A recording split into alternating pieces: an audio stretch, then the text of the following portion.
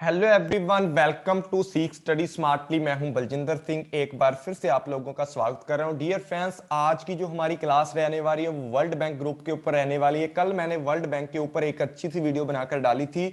जिन लोगों ने उस वीडियो को नहीं देखा प्लीज उसको देख लें। बहुत सारी चीजें आपको नहीं देखने को मिलने वाली हैं आपके यूजीसी नेट एग्जाम से रिलेटेड। और दूसरी बात है, जो इस चैनल को पहली बार इस वीडियो को देख रहे हैं तो चैनल को जल्दी से जल्दी सब्सक्राइब कर लीजिए, बेल आइकन को दबा लीजिए ताकि आपको आने वाली हर नई वीडियो का नोटिफिकेशन मिलता रहे और आपकी प्रिपरेशन अच्छी बनाई जा सके। तो डियर फ्रेंड्स, मेरा तो यही पर्पज है कि जल्दी से जल्दी सब लोगों को अच्छे से नॉलेज आए और अपना नेट जीआरएफ क्रैक कर रहे हैं, या जो भी बच्चा एमकॉम कर रहा है या बीकॉम कर रहा है वो भी इस वीडियो को अपने स्टडी के लिए यूज कर सकता है। तो स्टार्ट करते हैं। आज का हमारा वर्ल्ड बैंक ग्रुप क्या है और किस तरीके से काम करता है। देखो, जब बात करते हैं वर्ल्ड बैंक ग्रुप की तो वर्ल्ड बैंक ग्रुप इसके अंदर देखा जाए तो 189 कंट्रीज आपको पता है इनके अंदर है। जो वर्ल्ड बैंक ग्रुप है ना, या हमारा वर्ल्ड बैंक है उसके अंदर है। तो इसके अंदर 5 अलग हमारे इंस्टीट्यूशन और आते हैं जो वर्ल्ड बैंक ग्रुप के नाम से जाने जाते हैं। ठीक है, the 5 development institution under the world bank group के अंदर आते हैं। सबसे पहले अगर बात की जाए तो आईबीआरडी इसको बोला जाता है। आईबीआरडी मतलब international bank for reconstruction and development इसको बोला जाता है। उसके बाद नंबर 2 पे बात करते हैं आईडीए, इंटरनेशनल डेवलपमेंट एसोसिएशन बोला जाता है। नंबर 3 पे जो आता है आईएफसी मतलब इंटरनेशनल फाइनेंस कॉरपोरेशन बोला जाता है। नंबर 4 पे आता है मीगा, मल्टीलेटरल गारंटी एजेंसी जिसको बोला जाता है। नंबर 5 पे आता है आईसीएसआईडी जिसको international centre for the settlement of investment distribute बोला जाता है। अब देखो कौन कौन सी चीज इसके अंदर नहीं आती। सबसे बड़ी गलती बच्चे करते हैं कि आईएमएफ को इसके साथ जोड़ देते हैं, क्योंकि ये भी वर्ल्ड बैंक के साथ बना था। क्वेश्चन जब आता है तो आईएमएफ उसके अंदर आता है कि वर्ल्ड बैंक ग्रुप के अंदर कौन कौन सी चीज आती हैं, तो आईएमएफ इसके अंदर नहीं आता। हालांकि आईएमएफ किसके साथ बना था? वर्ल्ड बैंक के साथ बना था। जो वुड डिस्पैच के अंदर हमारी क्या हुई थी, कॉन्फ्रेंस हुई थी 1944 को, उसके अंदर 2 इंस्टीट्यूट निकले थे, वर्ल्ड बैंक और आईएमएफ निकला था। लेकिन ये वर्ल्ड बैंक ग्रुप के अंदर नहीं आता, ये अलग तरीके से अपना काम करता है जो इंटरनेशनल मॉनिटरी फंड है। और दूसरा कौन सा नहीं आता, देखो यहां पर दिया हुआ है आईएफसी, लेकिन एक होता है आईएफसीआई। वो क्या होता है? वो हमारा होता है international financial corporation for of India. ठीक है ना, ये आपको याद रखना है कि international financial corporation of India इसको बोला जाता है। ठीक है, इसको बोला जाता है। और ये भी किसके अंदर नहीं आता? ये भी हमारा वर्ल्ड बैंक ग्रुप के अंदर नहीं आता। तीसरा तीसरा कौन सा है? अगर तीसरे की अगर बात की जाए तो एक हमारा होता है एशियन जो डेवलपमेंट बैंक आता है हमारा एडीबी। ये भी हमारा वर्ल्ड बैंक ग्रुप के अंदर नहीं आता। तीनों नहीं आते, याद रखना है आप लोगों को। कौन कौन से आते हैं? आईबीआरडी, आईडीए, आईएफसी, एमआईजीए और आईसीएसआईडी, ये 5 हमारे वर्ल्ड बैंक ग्रुप के अंदर आते हैं। और देख लेते हैं आगे। The world bank group consist of 5 different entities. 5 entities इसके अंदर आती हैं, 2 of which make up the world bank की 2 ऐसी संस्थाएं हैं जिनके द्वारा मिलकर के वर्ल्ड बैंक को बनाया जाता है। वो कौन कौन सी हैं? पहली 2 देखो, इनको सीरियल वाइज याद करोगे तो मे भी आपको आसान रहने वाला है। ठीक है, आपको इजी लगेगा ये। तो पहले नंबर पे ये है, दूसरे पे ये है, तीसरे पे ये है, चौथे पे ये है, 5वें पे ये है। ठीक है, कोई चक्कर वाली बात नहीं, इसको कैसे मर्जी कर लो, लेकिन सीरियल में याद करोगे थोड़ा आपका दिमाग है ज्यादा काम करेगा इस चीज के ऊपर। आप बार बार सोचोगे इसको याद करने के लिए तो बाकी सारे आपको याद हो जाएंगे। देखो, जो आईबीआरडी और आईडीए है ना, इन दोनों को मिलाकर क्या बनता है? हमारा वर्ल्ड बैंक बनता है। इंडिया का सॉरी वर्ल्ड का सबसे बड़ा जो बैंक है ना, वर्ल्ड का सबसे बड़ा बैंक है वर्ल्ड बैंक है। जो पूरे का पूरा कैसे बनता है? वो IBRD international bank of reconstruction and development plus IDA international Development association, दोनों को मिलाकर के बनता है। उसके बाद आईएफसी आता है, मीगा आता है, या आईसीएसआईडी इसके अंदर इंक्लूड किया जाता है। अब इसका ओवरव्यू ले लेते हैं कि आईबीआरडी कब बना था। 1944 के अंदर बना था। ठीक है, वर्क क्या था इसका, providing loan and grants and credit. ये इंडिया इसका मेंबर था, बिल्कुल था सर जी, तो ये आपको याद रखना है ओवरव्यू में। उसके बाद आईडीए कब बना था, 1960 के अंदर बना था। इसका मेन जो फंक्शन था वो था प्रोवाइडिंग लो और no interest loan to the poor country, मतलब बिना किसी इंटरेस्ट के या लो रेट के ऊपर आपको क्या किया जाता है, लोन प्रोवाइड किया जाता है टू द पुअर कंट्री। इसका भी इंडिया मेंबर था।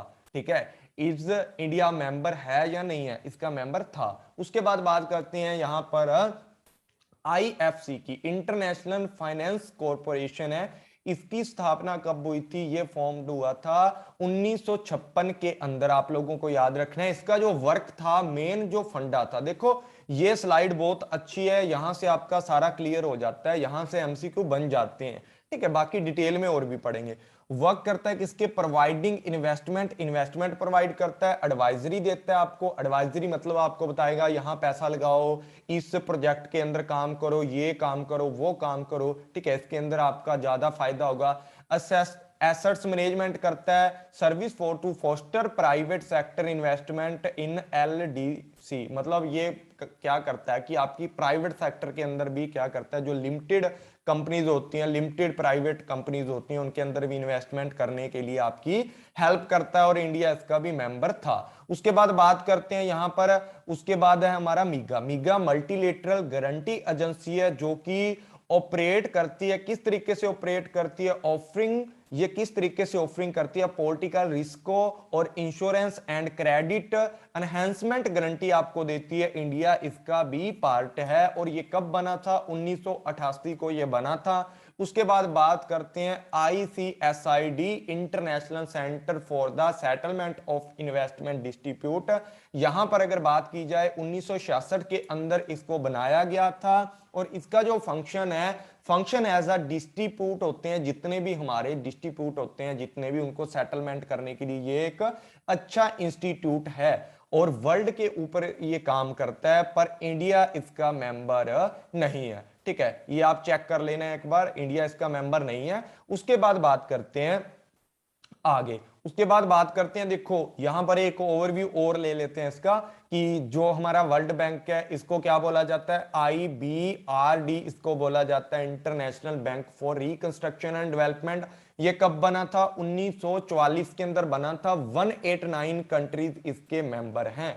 ठीक है, ये आप लोगों को याद रखना है। ठीक है, 189 कंट्रीज इसकी मेंबर है, आपको याद रखना है। उसके बाद नंबर 2 पे बात करते हैं, आईडीए इंटरनेशनल डेवलपमेंट एसोसिएशन 1960 में बनी थी। 173 कंट्रीज की मेंबर है, आप लोगों ने याद रखना है। 1956 में आईएफसी बना था, इंटरनेशनल फाइनेंस कॉरपोरेशन बना था, 1956 के अंदर बना था। 185 कंट्रीज इसके अंदर आती हैं। मीगा बना था, कब बना था, 1988 में बना था। 182 कंट्रीज के अंदर आती हैं। 1966 के अंदर क्या बना था, हमारा ICSID बना था, international centre for settlement of investment distribute का बना था, जो हमारा आईसीएसडी के नाम से जाना जाता है। 156 कंट्रीज इसके अंदर इसकी मेंबर कंट्रीज हैं। उसके बाद देखो बात करते हैं, पूरा डिटेल में पढ़ते हैं किसको, आईबीआरडी को। आईबीआरडी मैंने कल भी अच्छे से पढ़ा दिया था, लेकिन थोड़ा सा और पढ़ लेते हैं। आईबीआरडी का मतलब क्या होता है, किस तरीके से फंक्शनिंग करता है। This is the institution with in the world bank group का एक अच्छा मेंबर है। ये क्रेडिट वर्ती मतलब पुअरेस्ट कंट्री को प्रमोट करता है, उसका सस्टेनेबल डेवलपमेंट प्रमोट करता है, उनको लोन देता है, गारंटी देता है, रिस्क मैनेजमेंट करता है, उनकी रिस्क मैनेजमेंट वाले प्रोडक्ट देता है, एनालिटिकल एंड एडवाइजरी सर्विस भी ये प्रोवाइड करता है। The international bank of reconstruction development bank है जो आपका, वो क्या है, वर्ल्ड बैंक, मतलब उसके अंदर दोनों को मिलाकर के आईबीआरडी प्लस आईडीए को मिलाकर के एक मेन बॉडी बनाता है, किसकी, वर्ल्ड बैंक की मेन बॉडी बनाता है। डिस्पैच, ये क्या हुआ था, जो आपकी वुड डिस्पैच था, उसके अंदर Britain would dispatch sorry, higher education वाला चल रहा है दिमाग में। ब्रिटेन वुड के अंदर क्या चल रहा था हमारा, 1944 के अंदर जो समिट हुई थी, उसके अंदर जो कॉन्फ्रेंस हुई थी, वहां पर आईबीआरडी की स्थापना हुई थी। ये एक लार्जेस्ट डेवलपमेंट बैंक है, वर्ल्ड का लार्जेस्ट, दुनिया का सबसे बड़ा जो बैंक है वो हमारा कौन सा बैंक है? आईबीआरडी, जिसको मिलाकर के आईडीए मिलाकर के वर्ल्ड बैंक बनाया जाता है, वो दुनिया का पूरा सबसे बड़ा क्या है? हमारा वर्ल्ड बैंक है। उसके बाद बात करते हैं IBRD finance invest across sector and offer. ये क्या करते हैं? आपको टेक्निकल सपोर्ट देते हैं, एक्सपर्ट की सपोर्ट देते हैं, साथ के साथ आपको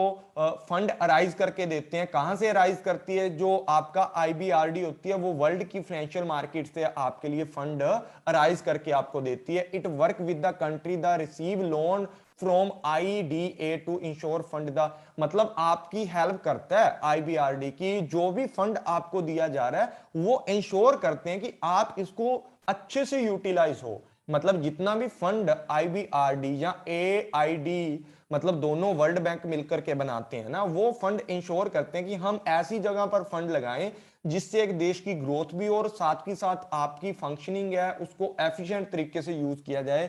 the IBRD construct financial plan and development strategy आपको देता है। मतलब पास्ट के डाटे को ध्यान में रख के, पास्ट के एक्सपीरियंस को ध्यान में रख करके, डेवलपमेंट को ध्यान में रख करके आपको प्लान करता है, एक अच्छी स्ट्रेटजी आपको बना करके देता है, ताकि भाई आने वाले टाइम में आपका जो पिछड़ा हुआ देश है वो आगे बढ़े। आपके देश के अंदर टेक्निकल सपोर्ट भी दी जाती है, मतलब इंफॉर्मेशन नॉलेज इस तरीके से कलेक्ट की जाती है ताकि आपके अच्छे अच्छे डेवलपमेंट के जो प्रोजेक्ट है उनको लगाया जा सके।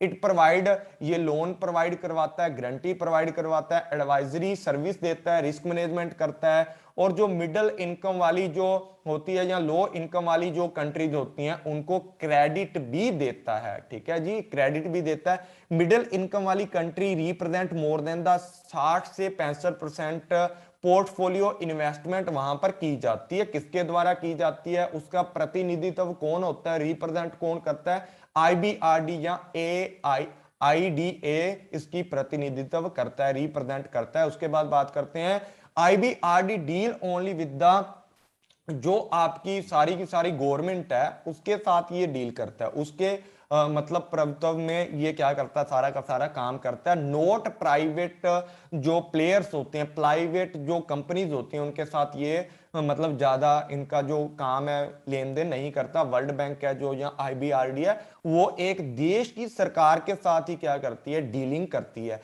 उसके बाद बात करते हैं it also assist government in augmenting the investment, जो आपके क्लाइमेट ऑफ द कंट्री है, रिमूविंग सर्विस डिलीवरी, मतलब यहां पर ना आपकी जो नीतियां होती हैं, पॉलिसीज होती हैं, उनको स्ट्रेंथ को देख करके पॉलिसियां बनाई जाती हैं। बोल्ड जो आपकी मतलब इस तरीके से बोल सकते हैं आपकी जो भी आपकी कंपनी के अंदर, सॉरी आपके देश के अंदर जो भी बाधाएं आती हैं ना, उन बाधाओं को दूर करके आपके देश की जो पॉलिसीज होती हैं, इंस्टीट्यूशन होते हैं, उनको मजबूत किया जाता है और सरकार को सहायता दी जाती है। उसके बाद आगे बात करते हैं आईबीआरडी हैव टू, जो इसके मेन गोल्स हैं वो कौन कौन से हैं? Has two main goals. सबसे पहले वाला गोल है कि जो एक्सट्रीम पॉवर्टी है, मतलब सबसे भयंकर गरीबी है ना, उसको 2030 तक क्या करना है? समाप्त करना है। और सस्टेनेबल डेवलपमेंट गोल्स के अंदर इसी चीज को देखा गया है, और सस्टेनेबल डेवलपमेंट गोल भी, उसमें भी वर्ल्ड बैंक आप लोगों की हेल्प करता है। उसके बाद बात करते हैं कि ये क्या करती है? It seeks to achieve the goals primarily, जो आपके प्राइमरी गोल्स होते हैं उनको देखती है, उनके लिए लोन देती है, गारंटी देती है, रिस्क मैनेजमेंट करती है या डेवलपमेंट करती है कंट्री का, वो सारी चीजें इसके अंदर आती है। मेन टू ही गोल है इसके। सबसे पहला यही है कि आपका जो लिविंग स्टैंडर्ड है उसको अच्छा करने के लिए आपको लोन प्रोवाइड करती है, और आपका रिस्क मैनेजमेंट प्रोडक्ट वगैरह देती है आपको इस तरीके से, और ग्लोबल जो लेवल के चैलेंज होती है उनको एक्सेप्ट करके उनके अंदर कोऑर्डिनेशन आपकी कंट्री का बनाती है। दूसरा, आपका लिविंग स्टैंडर्ड अच्छा करती है और आपका जो पॉवर्टी है उसको खत्म करती है। उसके बाद बात करते हैं इसके फंक्शन की। फंक्शन सेम होते हैं कि आपको क्रेडिट प्रोवाइड करेगी, स्ट्रेटजी बना करके देगी, आपका सोशल डेवलपमेंट करेगी, आपकी कंट्री को लॉन्ग टर्म के लिए जो लोन है वो प्रोवाइड करेगी। प्राइवेट जो चीजें हैं वो मतलब वित्तीय लेन देन नहीं करती, प्राइवेट लोगों के साथ जो क्रेडिटर होते हैं डू नॉट फाइनेंस, उनको फाइनेंस नहीं देती। ये गवर्नमेंट आपके सोशल वेलफेयर के लिए फाइनेंस सरकार को प्रोवाइड करती है। उसके बाद ये होता है कि पुअरेस्ट कंट्री होती है उनको एडवाइस देती रहती है, मतलब इस टाइम पर ये करना है, आपके क्राइसिस कम हो सकते हैं, ये हो सकता है, मतलब गरीबी के अंदर सुधार लेकर आती है, पॉवर्टी को खत्म करती है।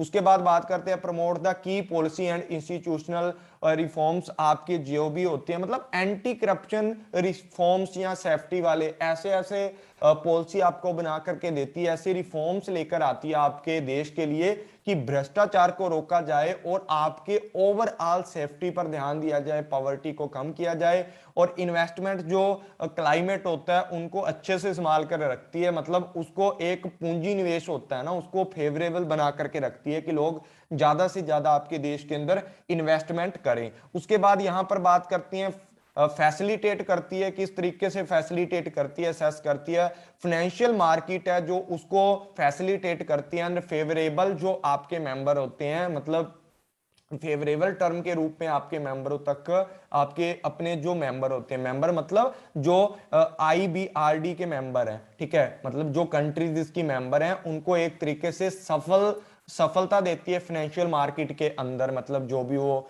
शेयर बॉन्ड वगैरह डालते हैं वहां पर। उसके बाद इसकी सर्विस कौन कौन सी है, the world bank group works with the middle income countries के साथ करता है और साथ में क्या होता है client share holders global actors, मतलब वो सारी की सारी चीजें इसके अंदर इंक्लूड होती हैं। वही बात है यहाँ पर loan guarantee and risk management करती है। उसके बाद ये आपको टेक्निकल सपोर्ट देती है, एक्सपर्ट की सपोर्ट देती है, ठीक है। उसके बाद फ्लेक्सिबल रखती है आपकी कंट्री के अंदर जो बिल्डिंग होती है, फ्लेक्सिबिलिटी रखती है, जो भी आपकी शॉक्स होती हैं, मतलब एक तरीके से ऐसा लगा लो कि झटका ना बने, मतलब एक तरीके से अगर फ्लेक्सिबिलिटी नहीं होती तो शॉक लगता है तो सारी चीजें टूट फूट जाती हैं कंट्री का।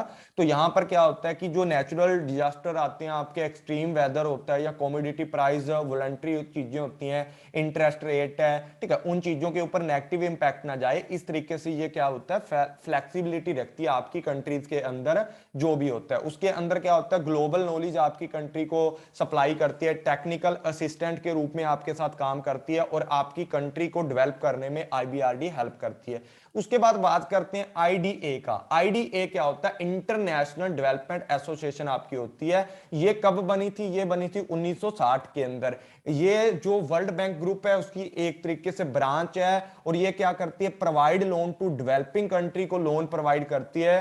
सेम टू सेम जो काम होते हैं ना इसके IBRD जैसे होते हैं, पर एक्स्ट्रा लोन जो वर्ल्ड बैंक जिस चीज को पूरा नहीं कर पाता IBRD से, वो क्या करता है बाद में IDA से पूरा करने की कोशिश करता है ताकि देशों का जो भी उसके मेंबर कंट्री है उनका ज्यादा से ज्यादा क्या हो जाए, विकास हो जाए। और ये मेजरमेंट करते हैं पॉवर्टी के तरीके से, मतलब गरीबी के अकॉर्डिंग मेजरमेंट करके कंट्रीज को लोन प्रोवाइड करते हैं। द IDA जो लोन देता है वो इंटरेस्ट फ्री होता है, या क्या होता है कि आपको जितनी भी सर्विस देते हैं उनकी फी भी बिल्कुल फ्री होती है, सारी की सारी जो असिस्टेंट देते हैं ना आपको एक तरीके का पॉलिसी वगैरह बनाने के लिए बोलते हैं, वो फ्री सर्विस आपको प्रोवाइड करता है। The main objective of the IDA is the provide grants देता है आपके, मतलब जो आपका देश है उसको ग्रांट देता है। ग्रांट क्या होती है, जो वापस नहीं ली जाती, मतलब एक तो होता है इंटरेस्ट, ये मैंने कल वाली क्लास के अंदर समझाया था कि इंटरेस्ट के ऊपर आपको इंटरेस्ट फ्री लोन देना, उसमें जो प्रिंसिपल अमाउंट होती है जितने भी करोड़ आपने लोन लिया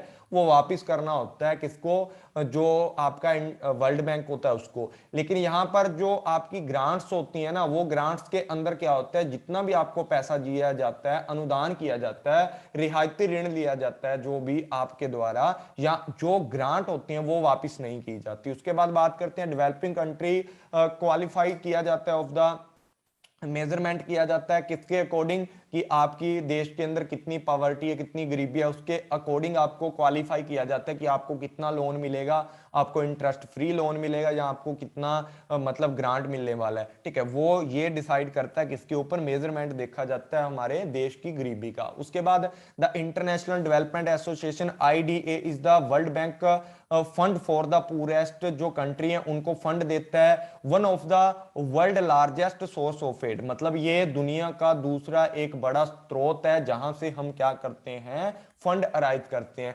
IDA प्रोवाइड क्या करता है, हेल्थ के लिए आपकी हेल्प करता है, मतलब हेल्थ के लिए जो भी आपका मतलब देश की हेल्थ है या उनके लोगों की हेल्थ है उनके लिए आपको क्या करता है, आपको लोन वगैरह प्रोवाइड करता है, एजुकेशनल लोन वगैरह प्रोवाइड करता है। इंफ्रास्ट्रक्चर होता है, जो इंफ्रास्ट्रक्चर मतलब आपके देश की सड़कें, नदियां, नाले, उनके लिए भी आपको सपोर्ट करता है, प्रोवाइड करता है सपोर्ट उसके लिए, और अच्छे अच्छे प्रोजेक्ट आपको बताता है। एग्रीकल्चर के लिए भी अच्छे अच्छे प्रोजेक्ट बताता है, कौन सी फसल लगाएं, कौन सी ना लगाएं, किस बीज का यूज करें, इस तरीके से मतलब इनकी जो लोन वगैरह उनके लिए प्रोवाइड करता है। उसके बाद बात करते हैं कि इकोनॉमिक्स एंड इंडस्ट्रियल डेवलपमेंट है, वो भी आपके देश का इसके अंदर किया जाता है। उसके बाद बात करते हैं इसके ऑब्जेक्टिव क्या होते हैं। इजी टर्म में प्रोवाइड करता है डेवलपमेंट फाइनेंस, आपको easy term to the less development member country को आपको लोन देता है, जो लेस डेवलप्ड कंट्री होती हैं उनको लोन प्रोवाइड किया जाता है। उसके बाद क्या होता है, पूरेस्ट कंट्री है उसको प्रोवाइड करता है असिस्टेंट, ताकि उनकी जो पॉवर्टी है, जहां उनकी गरीबी है, उनको कम किया जा सके।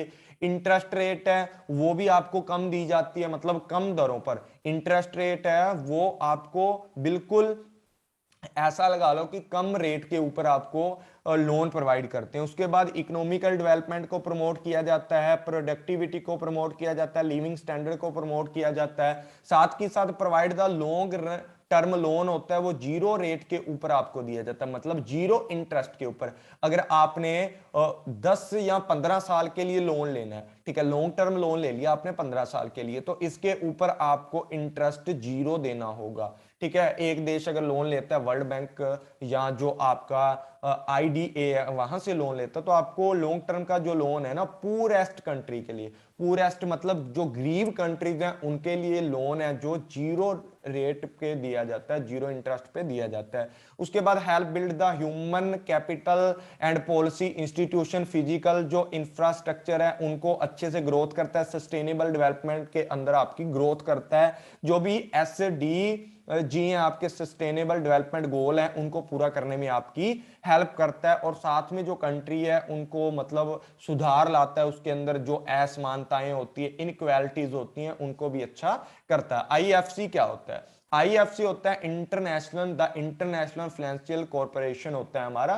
ठीक है, यहां पर बना कब था? 1956 के अंदर बना था। इसका जो मेन फंडा क्या होता है, ये होता है कि विश्व बैंक से उधार लेता है ये। ठीक है, ये क्या होता है, विश्व बैंक से उधार लेकर और आपके साथ जो भी गवर्नमेंट के साथ डीलिंग वगैरह ये करता है, एडवाइस देता है आपकी गवर्नमेंट को, जो भी मेंबर कंट्रीज होती हैं, और यहां से क्या होता है कि उधार लेकर आपको प्रोवाइड करता है। The IFC is independent of the world bank both financially and legally. मतलब ये क्या होता है, उससे बिल्कुल रहत है, मतलब उसकी बाउंडेशन में नहीं आता, वर्ल्ड बैंक से स्वतंत्र है, but it is the still part of the world bank से तो अलग है, लेकिन वर्ल्ड बैंक ग्रुप का ये पार्ट है। याद रखना है आप लोगों को ये बात कि जो आईएफसी है ना, ये जो आपके सेशन एंड रीजन वाले क्वेश्चन आ जाते हैं ना, उसके अंदर ऐसा क्वेश्चन बन जाता है कि जो आईएफसी है is the independent of the world bank है, और दूसरे में पूछ लिया जाता है क्या वो स्टिल पार्ट है वर्ल्ड बैंक ग्रुप का।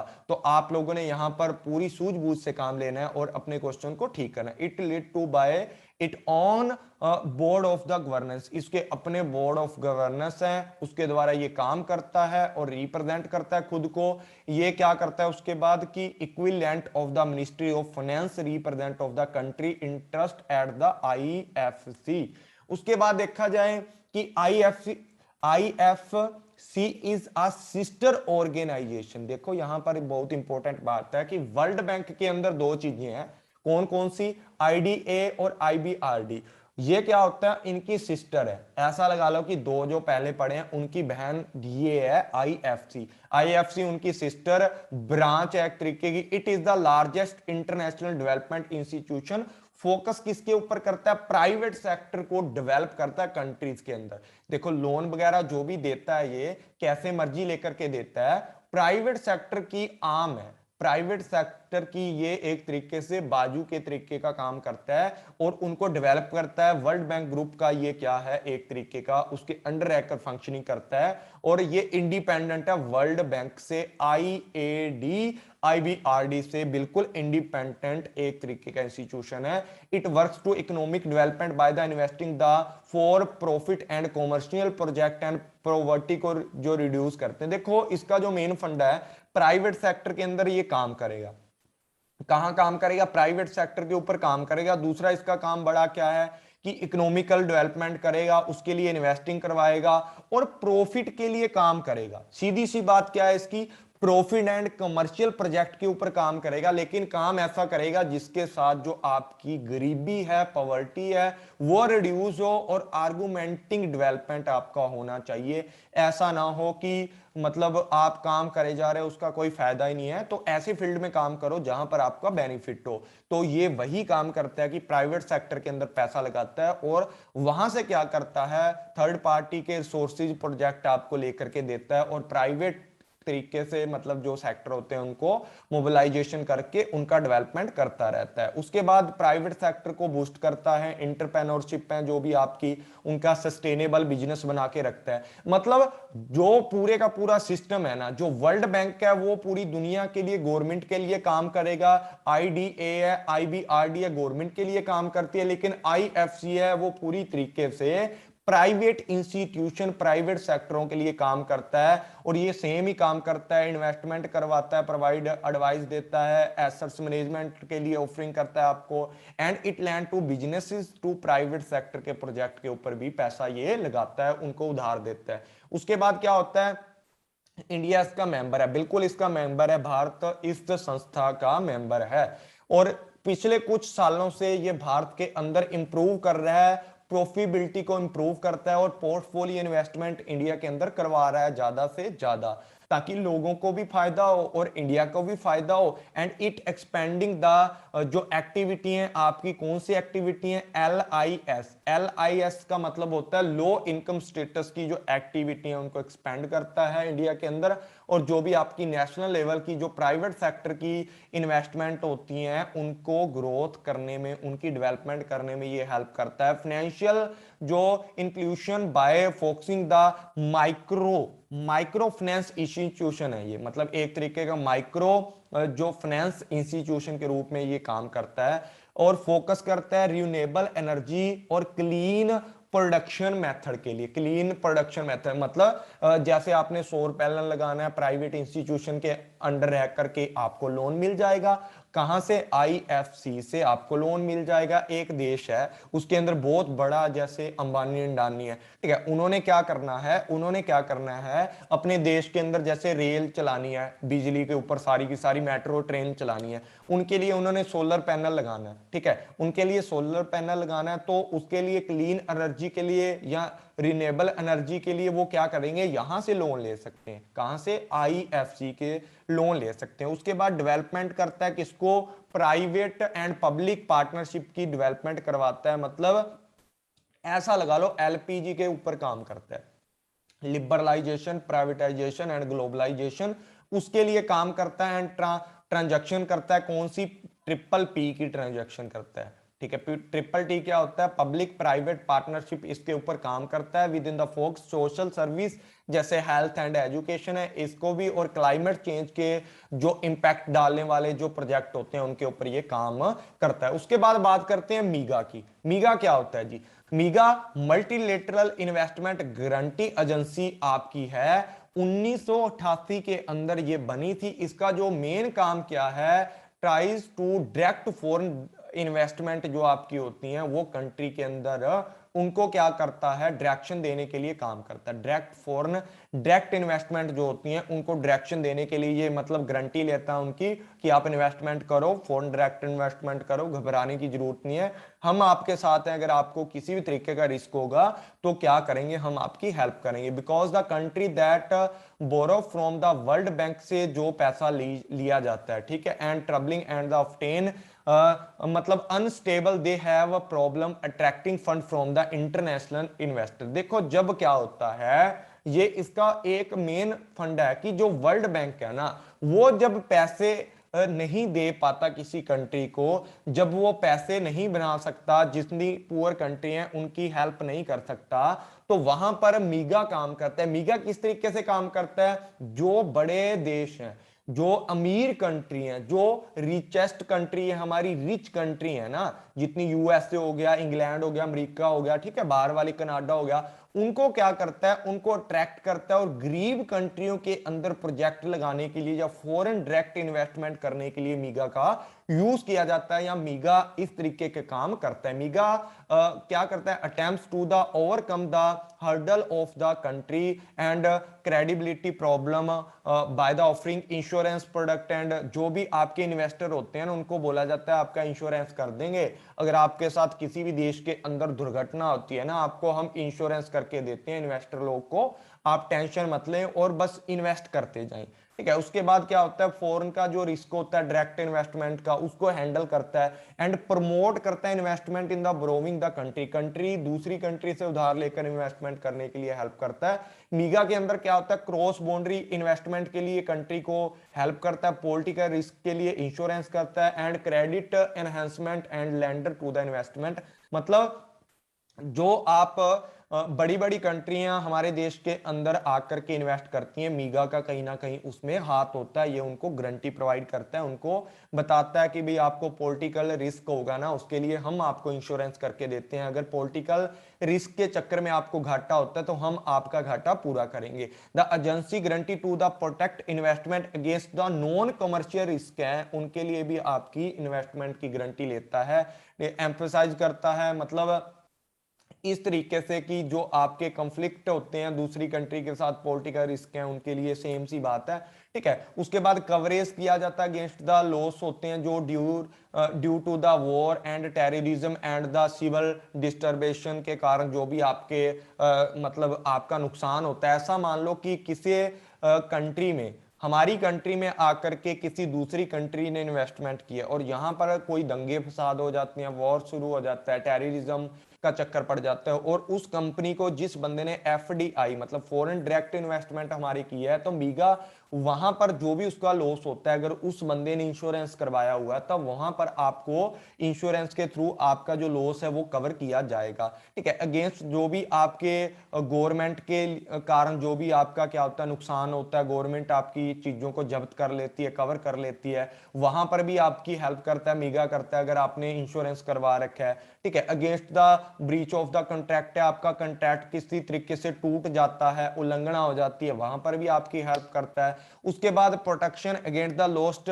जो अराइजिंग होता है from the inability to the legally जो कन्वर्ट होता है लोकल करेंसी के कारण, जो भी आपकी हार्ड करेंसी होती है, मतलब आपको पता है इंडिया के अंदर तो इंडियन रुपीस चलेगा आपका, लेकिन जो आप जब उसको कन्वर्ट करवाते हो तो कुछ ना कुछ आपको लॉस होता होगा, उसको कवर करने के लिए भी मीगा आपकी हेल्प करता है। और मीगा के अंदर इंडिया ने कब ज्वाइन किया था, देखो मीगा जो बना कब था, 1988 के अंदर बना था, लेकिन इंडिया ने इसको 1994 के अंदर क्या किया था, ज्वाइन किया था। ये आप लोगों को बात याद रखनी है कि मीगा को कब ज्वाइन किया था इंडिया ने, 1994 के अंदर, लेकिन ये बना कब था, 1988 को बना था। उसके बाद बात करते हैं आईसीएसआईडी। आईसीएसआईडी का मतलब होता है the international centre for settlement of investment distribute. मतलब आपको पता है कि इंटरनेशनल लेवल के ऊपर है, वर्ल्ड बैंक ऑर्गेनाइजेशन का ये भी एक तरीके का जो वर्ल्ड बैंक ग्रुप है उसका एक पार्ट है, आईसीएसआईडी है जो। इसके अंदर क्या होता है कि आप इंटरनेशनल लेवल पे जो भी इन्वेस्टमेंट करते हो, उसके अंदर जितने भी आपके विवाद पैदा होते हैं, जितने भी डिस्प्यूट होते हैं ना, वो सारे के सारे डिस्प्यूट को एक तरीके से सेटलमेंट करने के लिए जो संस्था है वो आपकी आईसीएसआईडी है। इसके अंदर पूरा का पूरा जो सिस्टम होता है वो आपका इसके अंदर सॉल्व किया जाता है। इसका जो मेन पर्पस होता है वो क्या होता है कि आपने एक देश से दूसरे देश के अंदर जो भी डायरेक्ट इन्वेस्टमेंट की है, उसके अंदर आपको अगर कोई प्रॉब्लम आती है और आपने वर्ल्ड बैंक से वो पैसा लिया है और किसी भी तरीके से उस देश के अंदर इन्वेस्टमेंट करके आपका कोई विवाद चल रहा है, या आपकी जो भी प्रॉब्लम है उसके ऊपर डिस्कशन करके उन प्रॉब्लम को रिमूव किया जाएगा, और जो भी आपकी करप्ट चीजें होती हैं उनको दूर किया जाएगा। उसके बाद बात की जाती है यहाँ पर इसके जो और काम क्या है, इतना सेटलमेंट करता है दो कंट्रीज के बीच में जो इन्वेस्टमेंट है या गवर्नमेंट है। देखो, एक गवर्नमेंट है वो क्या करेगी, जब आपको पता है आपके देश के अंदर कोई बंदा इन्वेस्ट करता है तो आपके ऊपर इंपोर्ट टैक्स लगाए जाते हैं, कोटा टैक्स, मतलब अलग अलग तरीके से जो टैक्स होते हैं या नॉन टैक्स के तरीके से आपसे जो गवर्नमेंट चार्ज करती है। कई बार गवर्नमेंट ज्यादा ही चार्ज करने लग जाती है, जैसे आइडिया वालों से के साथ हुआ है ना, मतलब गवर्नमेंट बोल रही है कि आपने जितना भी पैसा कमाया है ना आइडिया के नाम से जहां पर भी आइडिया लिखा है, चाहे वो आपका शोरूम है, चाहे आपका किसी भी तरीके का कोई भी आपका रेस्टोरेंट ही क्यों ना है, आइडिया के नाम से जितना भी पैसा कमाया उसका शेयर हमें दो। लेकिन वो बोले हैं कि हमने तो सिम, जो आइडिया की सिम है उनसे जो पैसा कमाया है ना, वो आपको उनका शेयर दे सकते हैं। अरे भाई इतनी तो कमाई नहीं की जितना टैक्स लगा दिया है गवर्नमेंट ने किसके ऊपर, आइडिया के ऊपर। तो उसी तरीके यहाँ पर क्या होता है कि जो इन्वेस्टर होता है और गवर्नमेंट होती है, उनके बीच में जो डिस्प्यूट्स हो जाते हैं उनको सोल्व किया जाता है आईसीएसआईडी के अंदर। और जो भी आपका फ्री ट्रेड एग्रीमेंट होते हैं उनको बिल्कुल मतलब अच्छे से किया जाता है। मतलब जो आपके फ्री ट्रेड एग्रीमेंट्स होते हैं उनको अच्छे से चलाया जाता है, उनके अंदर जो भी प्रॉब्लम आती है उनको सोल्व किया जाता है, जो भी एडमिनिस्ट्रेटिव रजिस्ट्रीज होती हैं एक्ट लिया जाता है उनके द्वारा यहाँ पर। उसके बाद बात किया जाता है जो centre provide to the settlement of distribute, जो आर्बिट्रेशन होता है आपका, ठीक है, कंसिलेशन होता है या फैक्ट फाइंडिंग होती है, मतलब ढूंढ करके आपके तथ्य ढूंढ करके एक तरीके से आपका जो मध्यस्थ जिसको मिडल मैन बोला जाता है उस तरीके से काम करता है, सुलझा देता है आपके मामले को, या जो भी आपके विवाद है उनके ऊपर फैक्ट फाइंडिंग करके देखता है कि विवाद पैदा क्यों हो रहा है। उसके बाद यहाँ पर बात की जाती है कि इंफॉर्मेशन और इंटरनेशनल जो लॉ होते हैं फॉरेन इन्वेस्टमेंट के, उनको मतलब एक तरीके से सभी लोगों को सूचना देता रहता है। अभी अगर आपने एफडीआई करना है तो इस तरीके से आपको रूल फॉलो करने पड़ेंगे, वो रूलों को बनाने में आपकी हेल्प करता है। उसके बाद जो आपका इसके अंदर क्या होता है कि क्लेम कर सकते हैं, कोई भी फंक्शनिंग है जो बायसनेस वाली हो तो आप यहां पर आकर के शिकायत कर सकते हो, ठीक है। उसके बाद इंडिया सेटअप द BRIC, मतलब BRIC इंडिया के द्वारा सेटअप किया गया, जिसके अंदर जो आपका पूरा का पूरा सेंटर है, एक तरीके का किसका सेंटर है, मतलब ICS के जैसा, एक ICSID के जैसा एक सेंटर है इंडिया के अंदर सेटअप किया है, जो क्या करता है ब्रिक्स के तरीके का काम करता है। मतलब इसके अंदर पूरे का पूरा एक फ्री ट्रेड एरिया है जिसके अंदर अलग अलग कंट्रियां होती हैं और वो आपस में मिलकर के काम करती हैं, विकासशील देश को बनाने के लिए, डेवलपिंग कंट्री के लिए फ्यूचर में काम करती रहती हैं। तो thank you all friends, I hope कि आपको आज की वीडियो अच्छी लगी होगी। डियर फ्रेंड्स, जिसको भी कोई डाउट है या कोई गाइडेंस चाहिए, आप मेरे नंबर के ऊपर मुझे व्हाट्सएप कर सकते हो, मैं आपकी पूरी हेल्प करूंगा। और आपकी यूजीसी नेट के लिए किसी को भी क्लासेस ज्वाइन करनी है तो 5 नवंबर से आपका कोर्स चलने वाला है, आप ज्वाइन कर सकते हो और अपना नेट जीआरएफ क्रैक कर सकते हो। तो थैंक यू ऑल फ्रेंड्स, मिलते हैं नेक्स्ट क्लास के अंदर।